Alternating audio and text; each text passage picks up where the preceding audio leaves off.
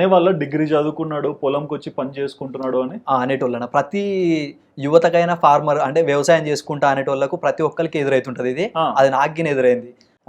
ఏదైనా పోయి హైదరాబాద్లో వర్క్ అన్న చూసుకోరా, ఏదైనా జాబ్ అని చదువుకొని ఉమ్, చదువుకోక అక్కడ పోయి ఎందుకురా ఇవన్నీ మీకు పనులు అనేటోళ్ళు. ఓకే. ఏదైనా కూలీలు చిలకలకు వచ్చినాగినా ఆ, పనులు వర్కర్లు వచ్చినాగినా ఏం పిల్లగా ఇంకా పో ఆ ఊర్లకు అది సిటీకి ఓకే. చదువుకోవా అని అనేటోళ్ళు. ఉమ్, కానీ ఇక నేను సైలెంట్ అయ్యేటోని, ఏం మాట్లాడేటోని కాదు.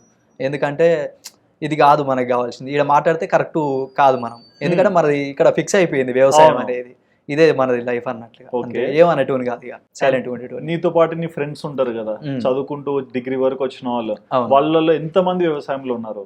వ్యవసాయంలో చాలా తక్కువ మంది ఉన్నారు అన్న. మా స్ట్రెంత్ వచ్చేసి 100 పైన ఉండేది స్కూల్లో. ఓ. 100 పైన దాంట్లో నాకు తెలిసి ఒక 10 to 15 members, um, 10 to 15 members ఈయన వ్యవసాయంలో లేరు. ఓకే. ఒక 5 నుంచి ఒక 10 మంది లోపలనే ఉంటారు, నా మధ్యలో ఉంటారు. ఉమ్, ఉమ్. చాలా తక్కువ.